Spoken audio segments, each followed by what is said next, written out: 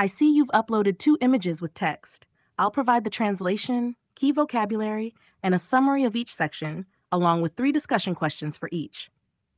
Image 1, text. She's imperfectly perfect, like us, I say as we add the finishing touches. Cold and wet, we take refuge inside. Viv heats up some tomato soup and teaches me how to make a mean grilled cheese and hot chocolate from scratch. We eat while we watch an old movie, Groundhog Day. Phil, the weatherman, has to relive one day until he gets it right. February is a little over 2 months away, but I know I can't relive this day. We got it right.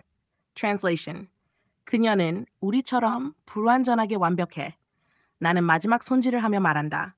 춥고 젖어서 우리는 안으로 피신한다. 비브는 토마토 수프를 데우고 나에게 맛있는 그릴 치즈와 초콜릿을 만드는 법을 가르쳐준다.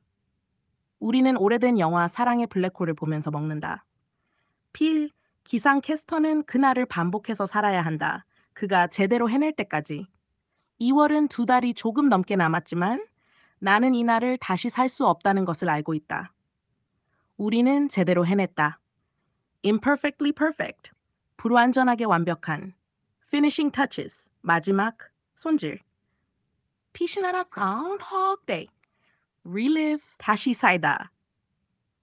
The narrator and Viv are spending time together inside after being outside in the cold.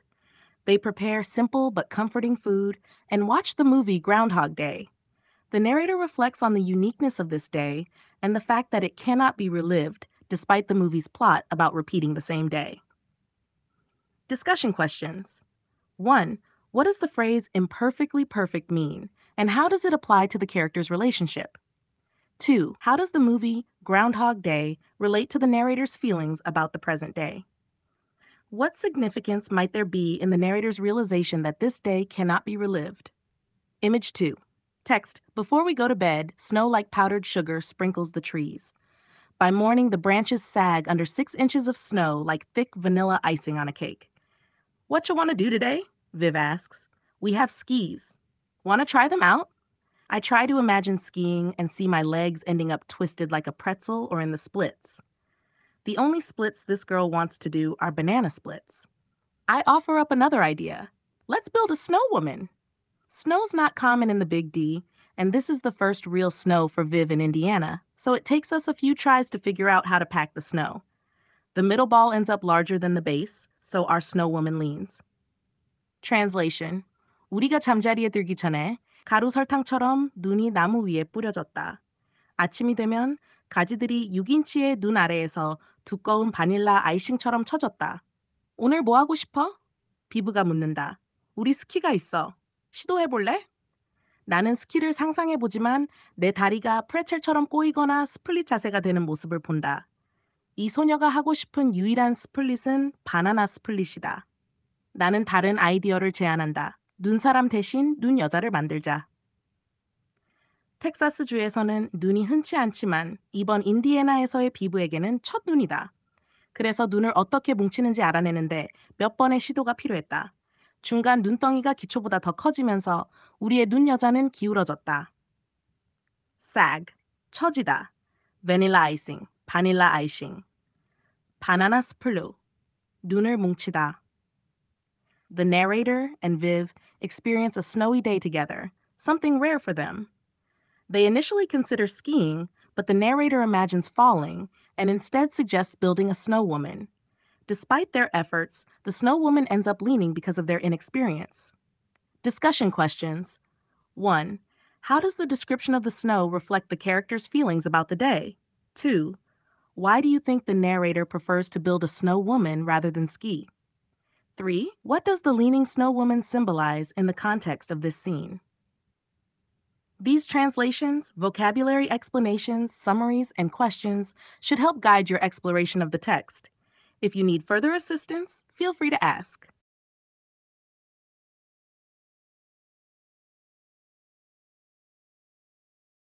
I'll provide the translation, key vocabulary, and a summary of the text from these images, along with 3 discussion questions for each. Image 1, text. The word is bullied. And yes, people never leave me alone. Not at school, not anywhere, not even at home.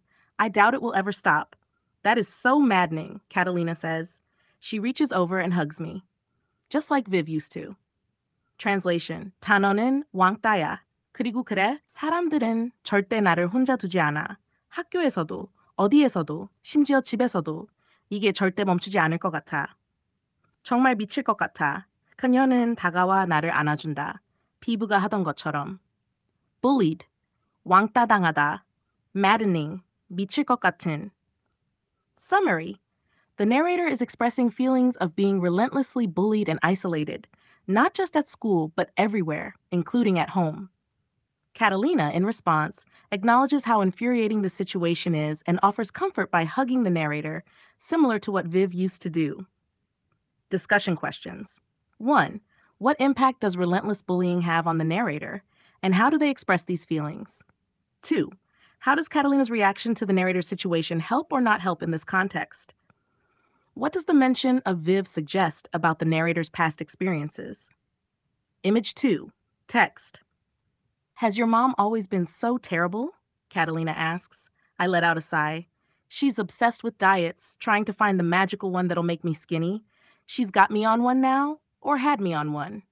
I ball up the candy bar wrapper, throw it at her, and grin.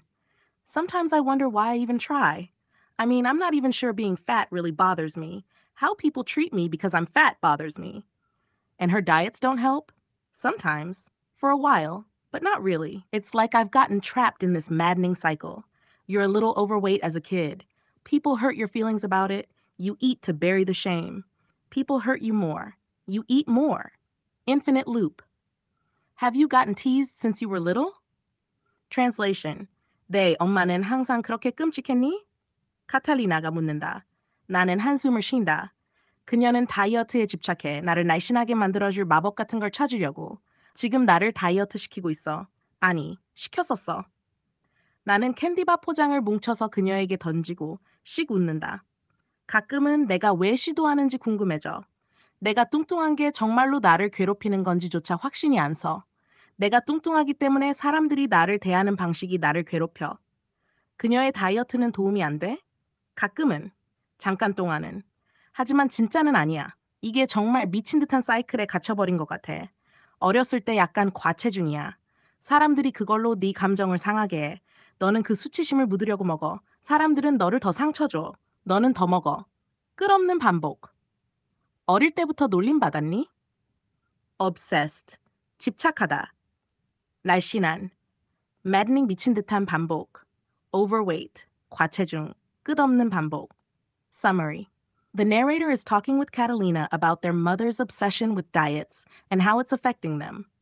The narrator reflects on how they feel trapped in a vicious cycle of being overweight, feeling hurt by others, eating to cope, and then feeling even worse. This ongoing struggle is causing deep emotional pain, exacerbated by societal and familial pressures. Discussion questions. 1. How does the narrator describe the relationship between their weight and how others treat them? 2. What does the maddening cycle refer to, and how does it affect the narrator's mental and emotional state? 3. How might the mother's obsession with diets contribute to the narrator's feelings of self-worth? These translations, vocabulary explanations, summaries, and questions should assist in understanding and discussing the text. Let me know if you need anything else.